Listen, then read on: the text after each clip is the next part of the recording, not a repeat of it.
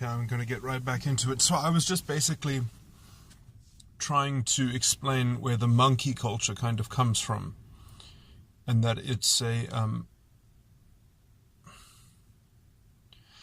it's generally, see, like, I can't find the exact words to describe it precisely, but it's something like the conflation of the executive side of the state and morality and justice.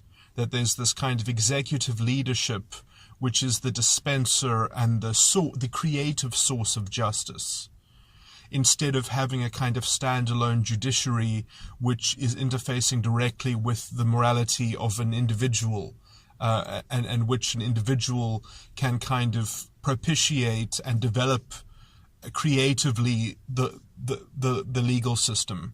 It kind of, you have to go through a kind of legal positivism state procedure of some kind of you need just a majority to kind of work it. And so this is why especially outright dogs will call for a kind of pure democracy, and they are just working democracy the way it was intended. And they kind of very heavily tout this legal positivism, although I point out that they're actually not that democratically popular. Generally, all fascistic movements, even with the monkey culture, which they're kind of embedded within, they usually don't get more popular than 20%. I mean, like, it's interesting that the same attitude, you can imagine in South Africa, Julius Malema, which is the political party leader of the EFF, the Economic Freedom Fighters, which are practically black nationalists. They're almost a carbon copy of the Hitler style politics. Like, there's essentially no difference, except they use Leninism and they use the rhetoric. Looking at history, it's just as the same opportunism that Hitler used when he was branding himself socialism. And wearing red. It's the same thing, just kind of contextualized for kind of the modern trying to steal the moral force of the left. And so he talks about Leninism a lot, which is quite compatible anyway with the kind of weird politics that they issue, because they talk about radical transformation and taking land and redistributing it, and then they want to promote capitalism and have it grow. So it's this kind of like weird hodgepodge of fascistic policy, but also kind of promising that we'll just raise the standards by kind of nationalizing things. So it is basically exactly the kind of fascistic political agenda. Anyway, what's my point is that Hitler, a lot of support for Hitler when he took over, the only voting statistic or that I'll actually believe from Nazi Germany or from before Nazi Germany, the only part of the real vote which I will actually count is that he got 20% of the vote. I would say that the only election which wasn't rigged, basically, the Nazi Party got 20% of the vote. And I think, honestly, that is the most that they can hope to get. And then a lot of the support afterwards for Hitler and the Nazi Party are, you have to think about it this way, because this is the same kind of support that Hitler got, is that imagine if Julius Malema took over in South Africa, how many white progressives would say, I think Julius Malema might be a clown, but he must be judged on his results, on if he actually delivers justice to the identity, to the downtrodden identity. That was the same kind of support that Hitler got. So people would say, look, is he the savior of justice for the identity? Is he the Napoleonic Führer? Is he going to, bring balance to the identity matrix, like is he, and they will say, well, we don't really trust him, we think he's a bit of a clown. So in the same way that a lot of Hitler's support, they thought he was a clown because he got, you see, this is the thing, is that the dogs try to manufacture a kind of philosophical edge and a rhetorical edge that does pander to the monkey culture which they're kind of embedded by. So they have to kind of feed that Napoleonic thing, but then when you're kind of on the inside and you're actually batting for your own pack mentality, you're kind of considered, oh yeah, they're just the stupid masses that we're kind of ensconced by. And so it's a weird kind of dualism, because they do kind of need each other. They need to feed off of each other, because it's part of almost the emotional cycle of the fascistic beta mentality, the socionic beta quadra. They need to kind of... It's weird, because there's something in the Napoleonic thing as well, that there's this constant... Liberation is a project which is constantly being pursued as a collective political body. But obviously it's very hard to do that unless you eventually cash yourself out as a dog, vying for your relativistic team, because you can't really have a state that is going to cater to many relativisms. You can't have two versions of the underdog, each being vindicated. It's like there are going to be too many inconsistencies. The state is such a blunt object that you can't mediate between these two different relativisms. To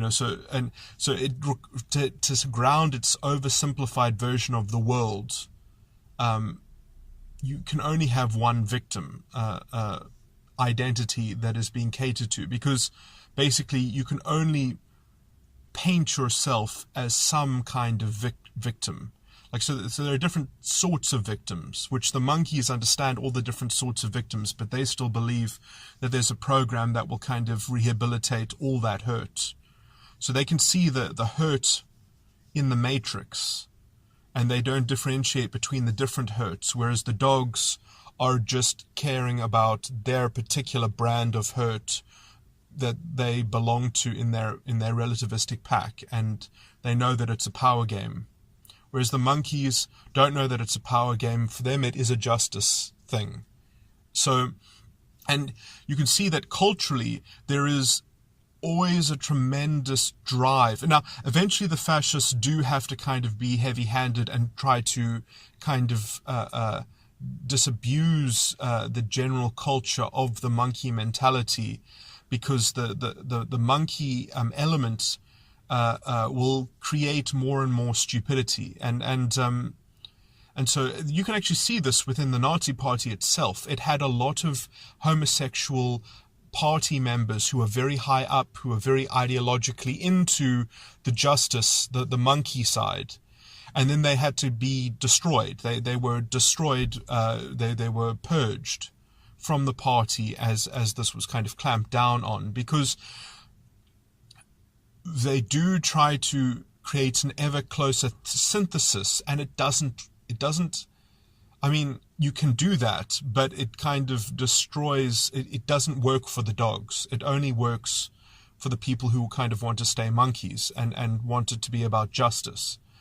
And so, I am ideologically, I will tolerate monkeys. I will try to talk them out of it if they're not too. I mean, because sometimes they've just completely given up to the dogs, and in a sense they're kind of the pawns of the dogs. They are the proto-fascist useful idiots, and that's they actually sympathize with the dogs so much that although they aren't dogs themselves, they have relegated themselves to being the tool of the dog, and they're as hard to communicate with as dogs themselves, because they believe that the relativism is the means to some kind of equitable solution in the outcome, or something like that.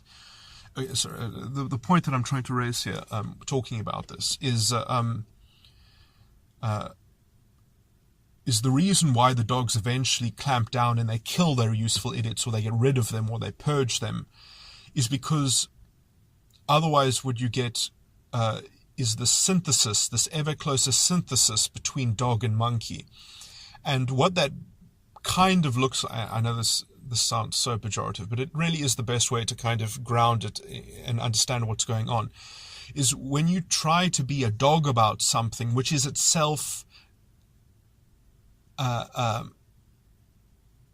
which is a brand of identity, which itself has choice built into it, or it has fluidity built into it. And you can see this in the cultural manifestation of the kind of politically minded people who are, I would even say that they're dogs at heart, but they've tried to intellectually one-up what's going on to synthesize a dog relativism which is encompassing of everything. So, and I don't know if you've kind of guessed it already, what I'm pointing at is this kind of this trans phenomena as a kind of political vehicle. So these people have crafted something to adopt within their dog mentality, which kind of is innately hooked into the monkey world justice concept. And so if you are a dog and relativistic about something which is something which is capable of being anything, that can just choose what it is itself, then somehow you're getting the best of both worlds. And if you make the world in the image of that being the prime victim, as like, you must sort out everything, what is inconsistent with allowing this to be. If you can square that circle, then you've solved the problem of everyone simultaneously. So it's this kind of idolatry of this kind of sacred victim of that if you can nanny the world and child-proof the world for that sacred victim, that simultaneously you are fixing every problem.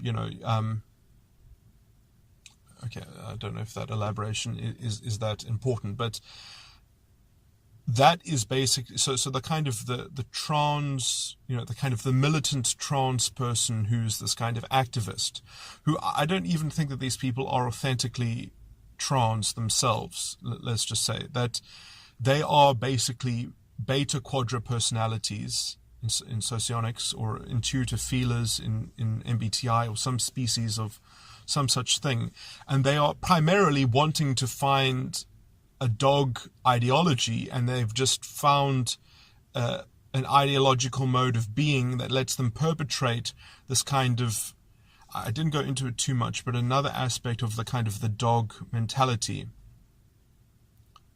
I've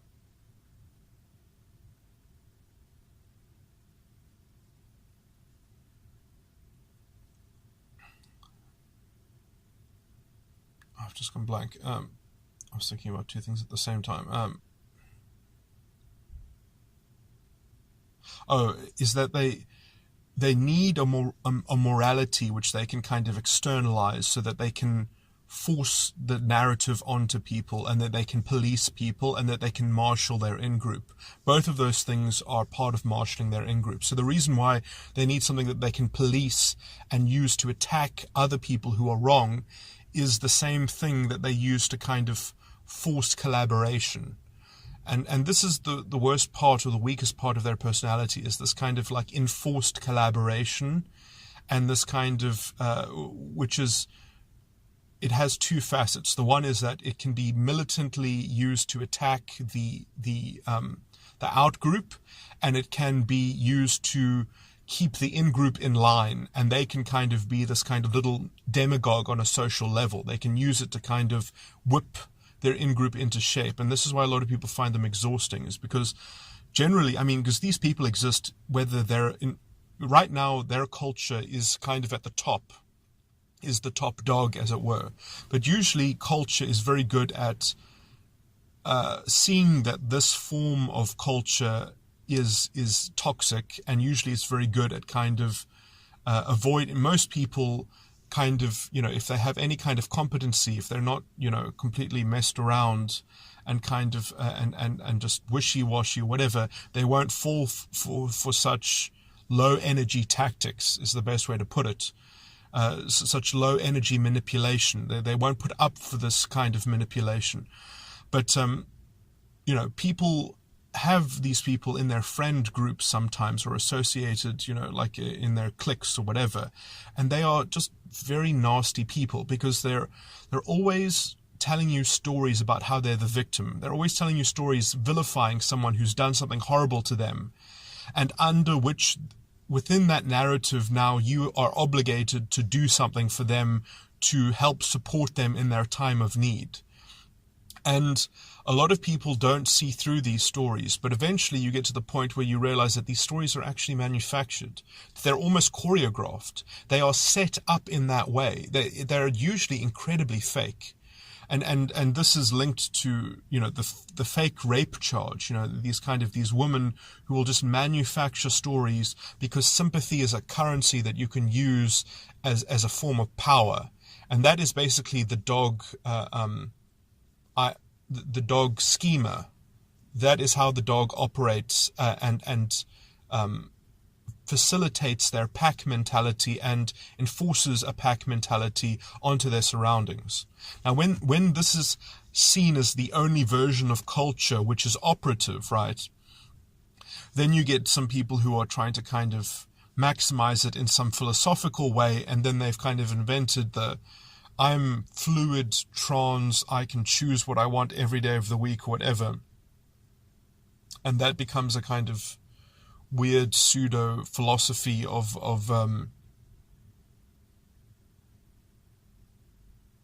being able to get the power and the fight of the dog with supposedly married to the justice fixation of the monkey mentality. And when you've got both of these things together, then you've got this kind of self-righteousness which, is just so opaque. You can never scratch the surface, like you can't get to the person underneath all this. They are, the dog monkey will never,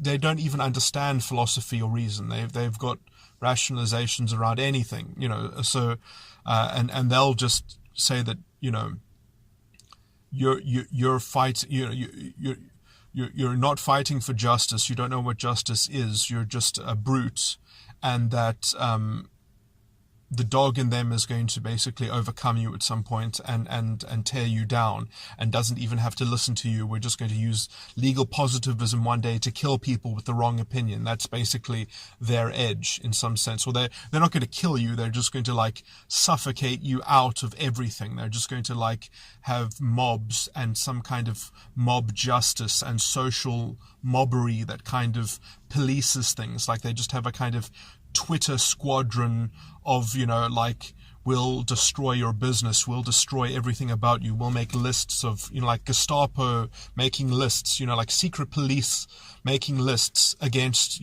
people who have, who don't plug in to this worldview. That's their end game, basically. And they're going to do it legally and democratically, because that's all democratic and legal, because they're not going to bring the force of they're going to use society against you. They're going to use social politics. So, this is the modern monkey-dog synthesis or whatever. But then, the kind of the more pure breed dogs, let's just say, who want to take over politics and get their hands dirty and bloody or whatever. You can see why those models don't gel, because the one wants to just do it as a kind of pragmatic social force, and the other one actually wants to be political. So this is why the fascists have to get rid of this synthesis version, because that synthesis version is somewhat the pinnacle of the ideological. It's if you continue that line of reasoning, you do get the synthesis between monkey and dog. But that's not what they're after. That's just that monkey dog synthesis is actually the fully evolved useful idiot. And so Yeah, so the Hitler people and the real fascists, the purebred dogs, eventually they have to kind of find a way to switch it over to just being a pure dog culture. And that's problematic because dog cultures aren't sustainable. People aren't dogs. They can't sustain it. And as I said, only 20% of the population are actually have a compatible personality where they can actually deal in those terms, where they can think about those terms. So a lot of the people that surround identity politics and surround the alt-right are in some sense, let's say, monkeys. Now these monkeys, together with the 20% of the dogs, can make like a slim majority maybe, or, like they can just kind of, because they can delude enough people to believe in the monkey justice thing. That's a pretty broad pool. And then as soon as they get into power, they start putting in their authoritarian measures. They completely control propaganda, and they control media, and they control the concept of truth. And then it's over, and then they just and then that 20% basically just rules from the top down, and they effectively erect a wolf tribe, as Dostoevsky described it, the wolf tribe.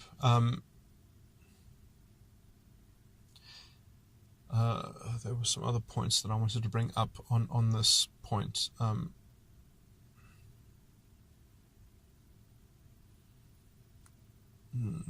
me just think, what were the other aspects?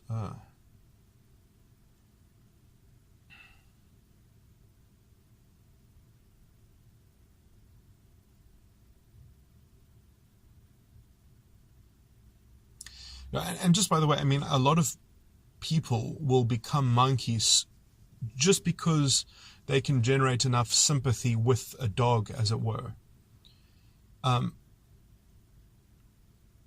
Because they can say, well, because they can look at the dog, and the dog personality style is believes it. Like, they really believe it. It is their truth. It is their radical self-love truth, And they're like, these people can't be any other way. We have to just fix the world according to their vision, according to their plan.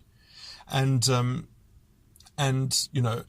then there's a pragmatic strain of sympathy where it says, okay, well, you are complaining enough, you've destabilized democracy enough, you've delegitimized democracy and liberal values to the point at which you've kind of hollowed out the culture and hollowed out any kind of sense of individualistic justice, and you've replaced it with some kind of collective version of justice, and everyone is an agent of some kind of collective branding.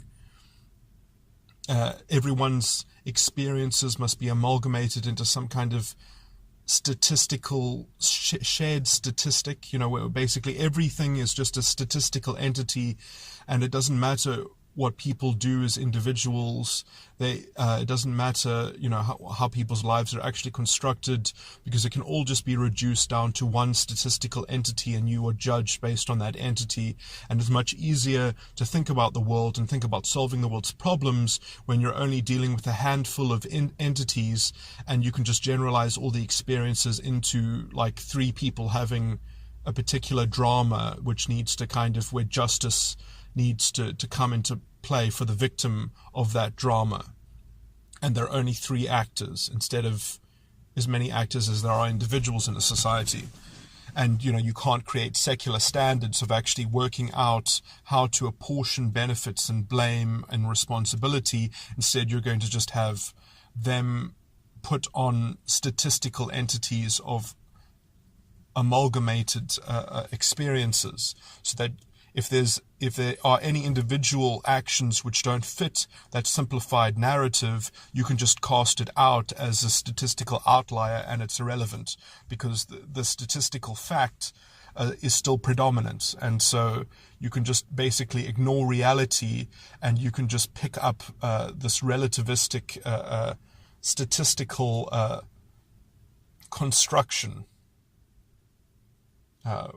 which allows people to be so delusional about their